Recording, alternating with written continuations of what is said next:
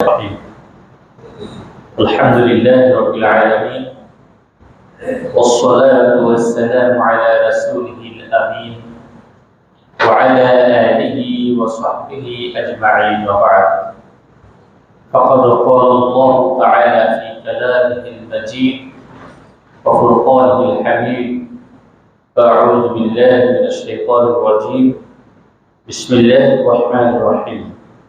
ومن يشرك بالله فكأنما خر من السماء. وقال النبي صلى الله عليه وسلم: يقول الله تعالى يوم الحشر: أنا أغنى الشركاء عن الشرك، من عمل عملا وأشرك فيه معي غيري تركته. رواه مسلم. وبعد. আল্লাহ তাআলার শুকর আদায় করি যে আল্লাহ তাআলা আমাদেরকে তাওহীদের প্রতি, ঈমানের পথে আসার তৌফিক দান করেছেন। অতঃপর সেই রাসূলের উপর অসংখ্য দরুদ এবং সালাত প্রেরণ করি, যার আগমন হয়েছিল মানুষকে শিরক থেকে মুক্ত করে আল্লাহ একত্ববাদ, আল্লাহর সমস্ত হুকুম আহকাম মানার জন্য মানুষকে দাওয়াত দিয়েছেন, মেহনত করেছেন সাল্লাল্লাহু তাআলা আলাইহি ওয়াসাল্লাম। সাথে সাথে আল্লাহ তাআলার কাছে রহমত মাগফিরাত কামনা করি তাদের জন্য যারা যুগ যুগ ধরে তাওহীদের প্রতি শিরক মুক্ত জীবনযাপনে নিজেদেরকে নিয়োজিত করেছেন, ঈমানের পথে অবিচল আছেন এবং থাকবেন। বিশেষ করে স্মরণ করি এই জুলাই মাসের সাথে বাংলাদেশের একটি ইতিহাস জড়িত হয়ে পড়েছে। এই জুলাই মাসকে সরকারিভাবে শোকের মাস হিসাবে ঘোষণা করা হয়েছে। এই ৩৬শে জুলাই যারা বাংলাদেশ থেকে জুলুম নির্যাতনকে কাজ করার জন্য, আবার বৃদ্ধ বনিতা, ছাত্র জনতা যারা ঈমানের উপর থেকে জীবন দিয়েছেন, তাদের শাহাদাতের মর্যাদা কামনা করি। যারা আহত হয়েছেন তাদের সুস্থতা, ধৈর্য, পরিবারের প্রতি সহানুভূতি প্রকাশ করি। সম্মানিত হাজিরিন, আমি বিগত জুমায় তিনটি জুমায় শিরক সম্পর্কে আলোচনা করছিলাম। শিরকের আলোচনায় তো ব্যাপক, যে মনে হয় যে কয়েক মাস আলোচনা করলেও এটা শেষ করা কঠিন, দুরূহ ব্যাপার। যেভাবে শিরক সম্পর্কে কোরআনের পাতায় পাতায় আল্লাহ তাআলা সাবধান করেছেন এবং যেভাবে আমাদের সমাজে শিরকের বিস্তৃতি লাভ করেছে, এই দুটি বিষয়কে সমন্বয় সাধন করে আলোচনা করতে হলে অনেক সময়ের প্রয়োজন। আপনাদের অথবা অনেকের বিরক্তি লাগতে পারে যে একই বিষয়ের উপর আলোচনা, বিষয়টা একটাই। আসলে বিষয়টা এক হলেও এটার ব্যাপকতা অনেক বেশি। ঈমান তো আমাদের একটাই, কিন্তু ঈমানের কত শাখা প্রশাখা আছে। ঈমানের উপর প্রতিষ্ঠিত থাকতে হলে ঈমানের বিপরীত কর্মগুলি কি, তার সাথে আমাদের পরিচয় থাকা দরকার। অন্যথায় ঈমানকে কিভাবে আমরা সংরক্ষণ করব, ঈমানের উপর নিজেদেরকে প্রতিষ্ঠিত রাখব। সম্মানিত হাজিরিন, আমি গত জুমায় বিশেষ করে আমাদের সমাজে প্রচলিত 10টি শিরক সম্পর্কে আলোচনা করেছিলাম। আজকে 11 নম্বরে যে পয়েন্টটা উল্লেখ করতে চাই, আমাদের সমাজে বিশেষ করে যখন বিভিন্ন অমুসলিম জাতি যারা আছেন, হিন্দু জাতি যারা আছেন এই সমাজে, তাদের বিভিন্ন ধর্মে উৎসব পালনের সময় হয়, তখন আমাদের সমাজে যারা মুসলমান বা যারা দায়িত্বশীল পর্যায়ে আছেন, যাদের চিন্তা চেতনা হচ্ছে যে তাদের সাপোর্ট লাভ করে ক্ষমতায় আসেন চিরস্থায়ী হওয়া, এজন্য এমন কিছু বাক্য কথা উচ্চারিত হয় যেগুলি ইমানের সাথে সাংঘর্ষিক। যেমন একটি কথা প্রচলিত আছে যে ধর্ম যার যার উৎসব সবার। এইটার কথাটা একেবারে শিরকযুক্ত একটা কথা। যদি ধর্মের উৎসব সবারই হয়, তাহলে আমরা যারা মুসলমান, আমরা কি দুর্গা পূজায় যে দুর্গা পূজা করব?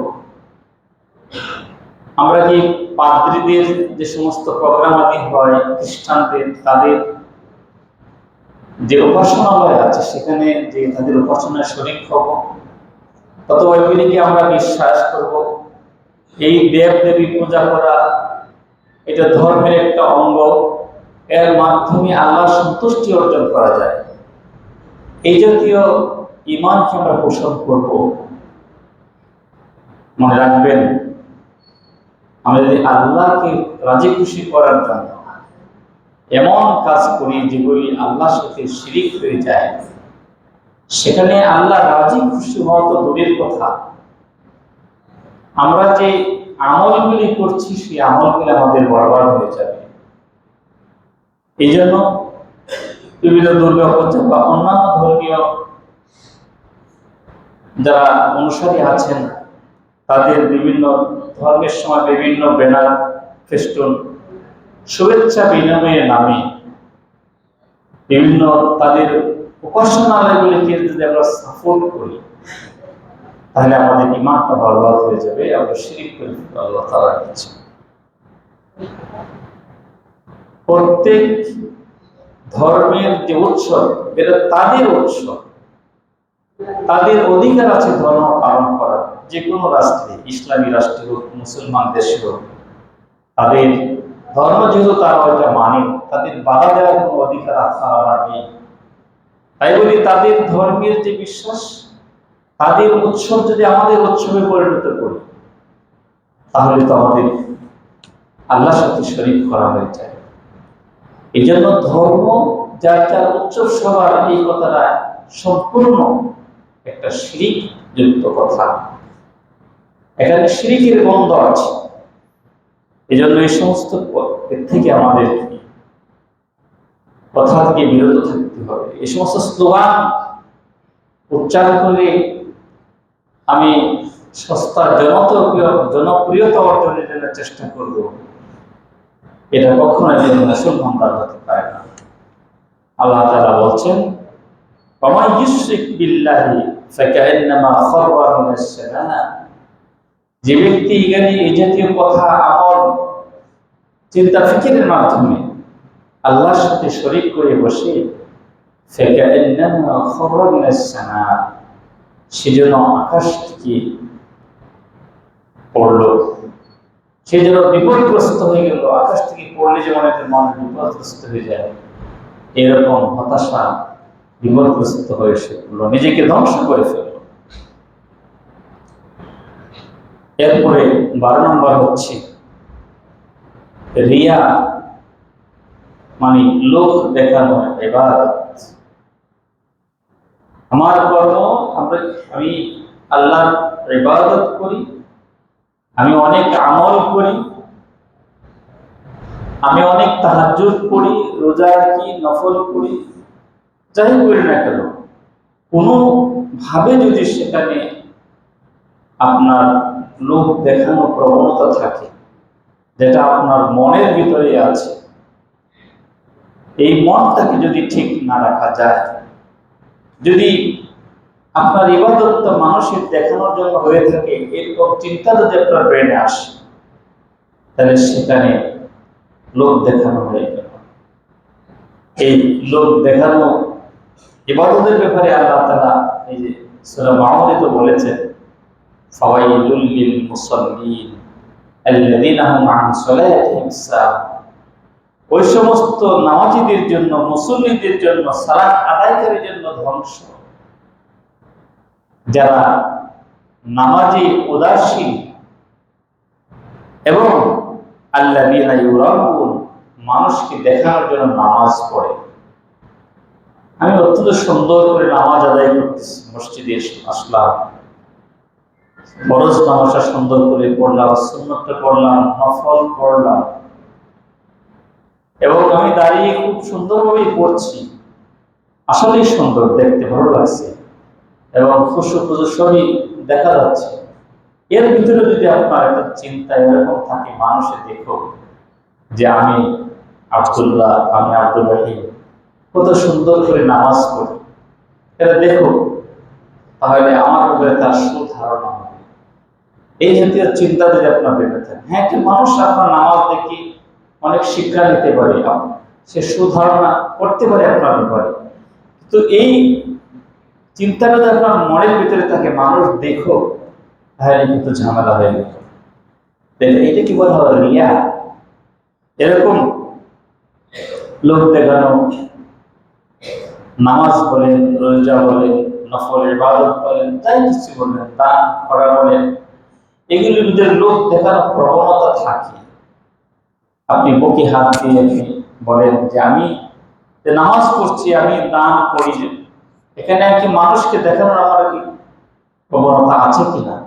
আপনি নিজেই সেটা চিন্তা ফিকির করেন, আত্মসমালোচনা করেন, তাহলে বুঝতে পারবেন জিনিসটা।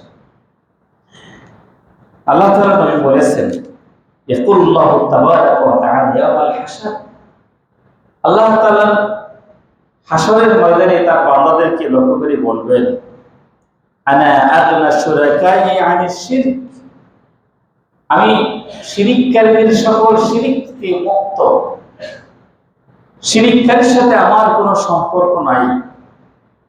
মান আমিলা আমালান, যে ব্যক্তি কোনো আমল করল, ওয়া আশরাকা ফীহি মাই গায়রি, এবং অন্যকে আমার সাথে শরীক করলো, তারাকতুহু, আমি তাকে আজকে পরিত্যাগ করলাম, তার সাথে আমার কোনো সম্পর্ক নেই। শিরিকের সাথে যেমন আমার কোনো সম্পর্ক নাই, যে ব্যক্তি শিরিক করলো, সব আমল করলো, এর সাথে সাথে শিরিক করলো আমার সাথে, ওই ব্যক্তিকে আমি পরিত্যাগ করলাম, তার সাথে আমার কোনো সম্পর্ক নাই। এজন্য রাসূল বলেছেন, মান সাল্লা ইউরাই, যে ব্যক্তি নামাজ পড়ে মানুষকে দেখানোর জন্য, ফাকাদ আশরাকা, সে শিরিক করলো। ওমান সামা ইউরাই, যে ব্যক্তি রোজা রাখলো মানুষকে দেখানোর জন্য, ফাকাদ আশরাকা, সেও শিরিক করলো। ওমান তাসাদ্দাকা ইউরাই ফাকাদ আশরাকা, যে ব্যক্তি দান করলো, সাদকা করলো, যাকাত দিল এবং সেখানে উদ্দেশ্য থাকলো মানুষকে দেখানো, সেও শিরিক করলো। সুতরাং লোক দেখানো ইবাদত, এটা হচ্ছে শিরকে খাফি বলা হয়। আমি শিরকের প্রকারভেদে সেটা একটু আলোকপাত করেছিলাম, যেটাকে গোপন শিরিক বলা হয়। এই জন্য রাসূল বলেছেন, আইয়ুহান নাস, হে মানুষগণ, ইত্তাকু শিরকাল খাফিয়া, তোমরা এই জাতীয় লোক দেখানো শিরকে খাফি, গোপন শিরিক থেকে তোমরা নিজেদেরকে হেফাজত করো। ওয়া হুয়া আইয়াকুমার রাজুলু ফায়ুসাল্লি, আর একটা দৃষ্টান্ত আল্লাহ রাসূল দিলেন, একটু আগে আমি সেটা ভাবার্থমে বলেছি। একজন লোক দাঁড়ালো, ওয়া হুয়া আইয়াকুমার রাজুল, একজন লোক দণ্ডায়মান হলো, ফায়ুসাল্লি, এবং নামাজ আদায় শুরু করলো, ফায়ুযায়্যিনু সালাতাহু, খুব সুন্দরভাবে সে নামাজ আদায় করলো। ইউযায়্যিন মানে খুব সুন্দর হলো তার নামাজটা। লিমা ইয়ারা, এমন ভাবে সুন্দর করতেছে, এমন নিয়ত নিয়া যে লিমা ইয়ারা মিন নাজরি রাজুলিন, যে মানুষের যাতে সে দৃষ্টি আকর্ষণ করতে পারে, মানুষ দেখো, এই চিন্তা চেতনা নিয়ে যে নামাজ আদায় করো, সেটা হচ্ছে শিরকে খাফি। ইয়াকে শিরকি আসগারও বলা হয়। নাম্বার 13, আমার বর্তমান প্রচলিত শিরকের সিরিয়ালের ভিতরে গায়রুল্লাহ নামে শপথ করা, যেটা আমাদের সমাজে অহরহ হয়ে থাকে। বিশেষ করে মেয়েরা এগুলি বেশি করে, মহিলারা আজকে তারা এখানে উপস্থিত নয়, আপনাদের দায়িত্ব হচ্ছে তাদের কাছে সেটা পৌঁছানো। আমাদের সেই ব্যবস্থাপনা নেই বা আমাদের সমাজে চালু নেই যে মহিলারা নামাজে আসবে, তারা খুতবা শুনবে, তাদেরও শোনা দরকার, কিন্তু সেই ব্যবস্থা করতে হবে। পুরুষদের সাথে তো তারা আসতে পারবে না, আলাদা সেপারেশন ব্যবস্থা যদি থাকে তাহলে সেটা সম্ভব। বিশেষ করে নারী সমাজ এগুলো বেশি শপথ করে, কোরআন হাতে নেই, ছেলের মাথা ধরে, তারপরে পুরুষরা পড়ে। আমি দেখি মাঝে মাঝে মসজিদে এসে চলো মসজিদে উঠে শপথ করলো, মসজিদে যেয়ে মসজিদের মেম্বারদের শপথ করলো। এরকম কোন শপথ করার সিস্টেম ইসলাম দেয় নাই। যদি আল্লাহকে বাদ দিয়ে, আল্লাহর নাম বাদ দিয়ে অন্যের নামে কেউ শপথ করে তাহলে সে আল্লাহর সাথে শিরক করবে। আল্লাহর সৃষ্টি নিয়ে শপথ করা যাবে না। আল্লাহ নিজে আল্লাহর সৃষ্টি নিয়ে শপথ করে, ওয়াত্তিন ওয়াজ্জাইতুন ওয়া তুর সিনিন, সূরা ৩ এ আছে ওয়াত্তিন, তিন ফলের আল্লাহ তাআলা শপথ করেছেন। জাইতুন, জাইতুনের শপথ করেছেন। তুর সিনিন, সিনিন পর্বতে তিনি শপথ করেছেন। ওয়ান নাজমি ইযা হাওয়া, সূরা নজমে আছে, তারকার শপথ করেছেন। ওয়াশ-শামসি ওয়া দুহাহা, এই সূর্যের চাঁদের শপথ করেছেন আল্লাহ নিজে। কিন্তু মানুষ সূর্য চন্দ্র কোনো আল্লাহর সৃষ্টির শপথ করতে পারে না। মানুষের একমাত্র শপথ করতে হবে আল্লাহি, আল্লাহর নামে শপথ করতে হবে। এই জন্য রাসূল সাল্লাল্লাহু আলাইহি ওয়াসাল্লাম বলেছেন, ওয়ালা তাহলিফু ইল্লা বিল্লাহ, তোমরা আল্লাহকে ছাড়া অন্য কারো নামে তোমরা শপথ করো না। মান হালাফা বিগাইরিল্লাহ, যে ব্যক্তি আল্লাহকে বাদ দিয়ে অন্য কারো নামে শপথ করে, ফাকাদ আশরাকা, সে শিরক করল। সুতরাং শপথ হবে একমাত্র আল্লাহর নামে, অন্য কারো নামে শপথ করা যাবে না। নাম্বার 14 হচ্ছে আল্লাহর আইনের বিপরীতে অন্য কারো আইন মেনে নেওয়া। সমাজ যে প্রচলিত আইন আছে, কয়েকটি আইন আল্লাহর বিধান অনুযায়ী হয়, কিন্তু যিনি এই পৃথিবী সৃষ্টি করেছেন, যিনি পাহাড় পর্বত নদী নালা যত নিয়ামত আছে পৃথিবীতে সব মানুষের জন্য, তিনি আল্লাহর যে মাখলুক আছে তাদের জন্য কল্যাণ তিনি সৃষ্টি করেছেন। যে আল্লাহ সব কিছু ব্যবস্থা করেছেন, এই পাহাড় পর্বত এই গোটা পৃথিবীকে তিনি সাজিয়েছেন, মহাবিশ্বকে সাজিয়েছেন, তার যে পরিকল্পনা, তাহলে সৃষ্টি যার আইন হবে একমাত্র তার। আল্লাহর আইনের বিপরীত যদি মানুষ চলে তাহলে সেখানে আল্লাহর সাথে শরীক করা হয়ে যায়। এই জন্য কোন ব্যক্তির আইন, কোন নেতা নেত্রীর আইন প্রতিষ্ঠা করার জন্য মানুষ জীবন দেয়, আদর্শ কায়েমের চেষ্টা করে। এর ভিতরে উপরে উপরে যত রকম কল্যাণ মনে হোক না কেন, বা যত উন্নতই মনে হোক না কেন, আসলে সেটা তত উন্নত না। সেটা দ্বারা মানুষের প্রকৃত শান্তি আসতে পারে। আর যদি আমরা মনে করি যে শুধু দুনিয়ার শান্তিটাই আসল শান্তি, তাহলে তা আমি কেন মুসলমান হলাম, আমি কেন মুসলিম হলাম? দুনিয়ার শান্তি, দুনিয়া অবশ্যই শান্তি হবে যদি আমরা আল্লাহর আইন যদি আমরা মানতে পারি। এটা অনেক কঠিন আল্লাহর আইন মানা। আবার যার ছাড় দেওয়ার মানসিকতা আছে, যার ত্যাগ স্বীকার করার মানসিকতা আছে, তার জন্য অত্যন্ত সহজ। কারণ কোরআনের বিভিন্ন জায়গায় আল্লাহ বলেছেন যে বাল তুসিরুনাল হায়াতাদ দুনিয়া, তোমরা দুনিয়ার জীবন কি বরং তোমরা বেশি অগ্রাধিকার, ওয়াল আখিরাতু খায়রু ওয়া আবকা, অথচ পরকাল হচ্ছে কল্যাণকর এবং স্থায়ী জীবন। স্থায়ী জীবনকে বাদ দিয়ে যারা দুনিয়ার জীবনকে আঁকড়ে ধরবে, তাদের দ্বারা এটা অনেক কঠিন আল্লাহর আইনগুলি মানা। তাদের জন্য সহজ, যারা সবকিছুই করে আল্লাহ সন্তুষ্টির জন্য, আল্লাহ রাসূলের সন্তুষ্টির জন্য, আল্লাহর দ্বীনের জন্য। এজন্য মানুষের আইন এগুলি কি পরিত্যাগ করে আল্লাহর আইন একজন মুমিন গ্রহণ করবে, এটাই ঈমানের দাবি।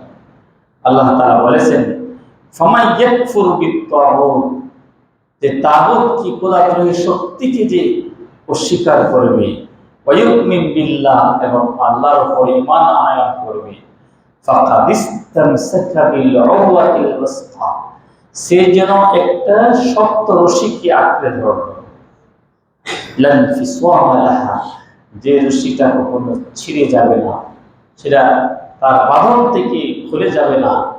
এই জন্য একজন মুমিন সমস্ত তাগুতি শক্তিকে বাদ দিয়ে, সকল আইন প্রণেতাদের আইন, সেই দর্শনকে বাদ দিয়ে একমাত্র আল্লাহকে যারা গ্রহণ করবে, সে এমন একটা শক্ত রশি সে ধরে যে রশিটা কখনো ছিঁড়ে যাবে না। রাসূল বলেছেন, আল্লাহ বলেছেন অন্য আয়াতে, ওমা কানা লিমুমিনিন ওয়ালা মুমিনাতিন ইযা কাদাল্লাহু ওয়া রাসূলুহু আমরান আইয়াকুনা লাহুমুল খিয়ার, যে আল্লাহ এবং তার রাসূল যে ফয়সালা দিয়েছেন একজন মুমিন এবং একজন মুমিন নারীর জন্য, একজন মুমিন পুরুষ এবং একজন মুমিন নারীর জন্য, সেটা উচিত নয় তার অন্য কোনো জিনিস সে নির্বাচন করবে, অন্য চিন্তা সে করবে, এটা তার দ্বারা হতে পারে না। তাদের অন্য জিনিসকে কল্যাণকর মনে করবে। যে ফয়সালা আল্লাহ দিয়েছেন, তার রাসূল দিয়েছেন, সেটাকে একমাত্র তারা গ্রহণ করতে হবে। ফালা রাব্বিকা, তোমার রবের কসম করে বলছি, লা ইউমিনু হাত্তা ইউহাক্কিমুকা, লা ইউমিনুনা হাত্তা ইউহাক্কিমুকা, তারা ততক্ষণ পর্যন্ত মুমিন হতে পারবে না যতক্ষণ না তারা আপনাকে আল্লাহ রাসূলকে তারা বিচারক হিসাবে তারা মেনে নেবে, তারা মীমাংসাকারী হিসাবে মেনে নেবে। ফিমা শাজারা বাইনাহুম, তাদের ভিতরে যত বিবাদ আছে, যত সমস্যা আছে, সেই সমস্যাগুলির সমাধানকারী হিসাবে যতক্ষণ না আপনাকে মেনে নেবে, ততক্ষণ তারা মুমিন হতে পারবে না। সুম্মা লা ইয়াজিদু ফি আনফুসিহিম হারাজাম মিম্মা কাদাইতা, এবং আপনি যে মীমাংসা দিয়েছেন, সেই মীমাংসাকে যদি তারা সর্বান্তঃকরণে গ্রহণ না করে, তাহলে তারা কখনো ঈমানদার হতে পারবে না। ওয়া ইউসাল্লিমু তাসলিমা, সেটাকে তারা সর্বান্তঃকরণে তারা সেটা মেনে নেবে, তারা নির্দ্বিধায় সেটাকে তারা মেনে নেবে। আল্লাহ বলেছেন ওয়া আনিহকুম বাইনাহুম, আপনি তাদের ভিতরে ফয়সালা করেন। কি এমন ফয়সালা? বিমা আনজালাল্লাহ, আল্লাহ যা নাজিল করেছেন, অর্থাৎ আল্লাহর কোরআন যা নাজিল করা হয়েছে। এই জন্য কোরআনের 3টি আয়াত পর পর বলা হয়েছে যে আমান লা ইয়াহকুম বিমা আনজালাল্লাহ, যারা আল্লাহর ফয়সালা যারা মেনে নেয় না, ফাউলাইকা হুমুল কাফিরুন, তারা কাফির, ফাউলাইকা হুমুল ফাসিকুন, তারা ফাসিক, ফাউলাইকা হুমুজ জালিমুন, তারা জালেম। এইভাবে তাদেরকে সম্বোধন করা হয়েছে। সম্মানিত হাজিরিন, এরপর হচ্ছে আরেকটা স্লোগান আছে, রাজনৈতিক স্লোগান আমাদের দেশে, এটা একটা শিরকি স্লোগান। এটা 15 নম্বরে আমার নোট অনুযায়ী, জনগণ সকল ক্ষমতার উৎস। এটাকে বিশ্বাস করা। আল্লাহ বলছেন সকল ক্ষমতার উৎস হচ্ছে আল্লাহ সুবহানাহু ওয়া তাআলা, কিন্তু আমরা বলছি জনগণ সকল ক্ষমতার উৎস। অনেক সময় এরকম হয় যে জনগণকে যারা সকল ক্ষমতার উৎস মনে করে, তারাও তো অনেক সময় যে রান্না করা ভাত খাওয়ার সুযোগ পায় না। এরকম ঘটনা ইতিহাস আমাদের দেশে আছে। যারা নিজেকে ক্ষমতার অনেক উপরই মনে করে, তাকে হারানোর মতো, তাকে নামানোর মতো পৃথিবীতে কোনো শক্তি নাই। মুহূর্তের ভিতরে অনেক কিছু ঘটে যাচ্ছে আমাদের চোখের সামনে। কোনো অনুসূচক, কোনো তার দলীয় লোক, কর্মী, আপনজন, আত্মীয়স্বজন, কেউ তাদেরকে রক্ষা করতে পারে না, দেশ ছেড়ে পালাতে হয়। এটা শুধু বাংলাদেশে নয়, এই সিরিয়া বলে, এই বার্মা বলে, বিভিন্ন জায়গায় কিছুদিন আগেও সেগুলি করছে মানুষ। যেন জনগণ সকল ক্ষমতার উৎস নয়, এই ইজ্জতের মালিক, ক্ষমতার মালিক আল্লাহ সুবহানাহু ওয়া তাআলা। আল্লাহ তাআলা বলেছেন, কুলিল্লাহুম্মা, হে নবী আপনি বলুন, হে আল্লাহ, মালিকাল মুলক, আপনি সকল ক্ষমতার উৎস, সমস্ত শক্তির, সমস্ত রাজত্বের উৎস হচ্ছেন আল্লাহ, আপনি নিজেই। তুতিল মুলকা, আপনি রাজত্ব দান করেন, ক্ষমতা দান করেন, মান তাশা, যাকে আপনি ইচ্ছা করেন। ওয়াতানজিউল মুলক মিম্মান তাশা, যা থেকে আপনি ইচ্ছা করেন তার থেকে আপনি ক্ষমতাকে ছিনিয়ে নিন, মুহূর্তের ভিতরে, সেকেন্ডের ভিতরে আপনি ছিনিয়ে নিতে পারেন। ওয়াতুইজ্জু মান তাশা ওয়া তুযিল্লু মান তাশা, তিনি যাকে ইচ্ছা ইজ্জত দান করেন, যাকে ইচ্ছা তিনি সম্মানিত করেন, অপমানিত করেন।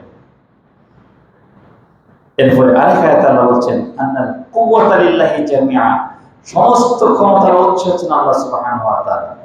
তাহলে এই স্লোগান যদি আমরা দেই যে জনগণ সকল ক্ষমতার উৎস, তাহলে আল্লাহর এই আয়াতের সাথে সরাসরি সূরা বাকারা 165 নম্বর আয়াত, আন্নাল কুওয়াতা লিল্লাহি জামিআ, সমস্ত ক্ষমতার উৎস আল্লাহ সুবহানাহু ওয়া তাআলা, সরাসরি আল্লাহ বলছেন। এখানে কোনো ঘুরিয়ে পেঁচিয়ে কোনো অনুবাদ করা হয়নি। সমস্ত শক্তির উৎস, ক্ষমতার উৎস আল্লাহ সুবহানাহু ওয়া তাআলা। সম্মানিত হাজরিন, এরপরে যে শিরিকটা আমরা করে থাকি, আমাদের সমাজে প্রচলিত শিরিকের ভিতরে আছে বিপদ থেকে বাঁচতে, অসুখ বিসুখ বা জিন ভূতের আশ্রয় যাই বলেন না কেন, এর থেকে বাঁচতে সুতা, বিভিন্ন বালা, তারপরে তাবিজ ইত্যাদি ঝুলিয়ে রাখা। এর বিশ্বাস কি এই তাবিজ আমাকে রক্ষা করবে। আল্লাহর ভরসার চেয়ে তাবিজের উপর ভরসা বেশি হয়ে যায়, সেজন্য শিরিক হয়ে যায়। রাসূল বলেছেন, মান তাআল্লাকা তামিমাতান, যে ব্যক্তি এরকম তাবিজ ঝুলিয়ে রাখে, ফালা আতাম্মাল্লাহু লাহু, আল্লাহ তাকে বরকত দেন না।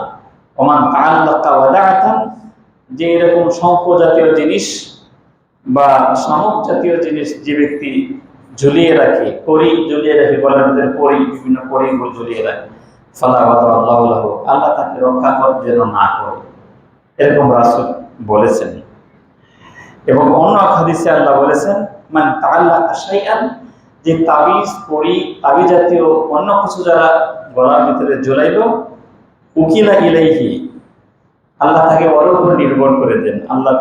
আল্লাহ ভরসা যেহেতু তার নাই, ওই জিনিসটা তাকে নির্ভর করে দেন, কারণ আল্লাহর কোনো দায় দায়িত্ব থাকে না।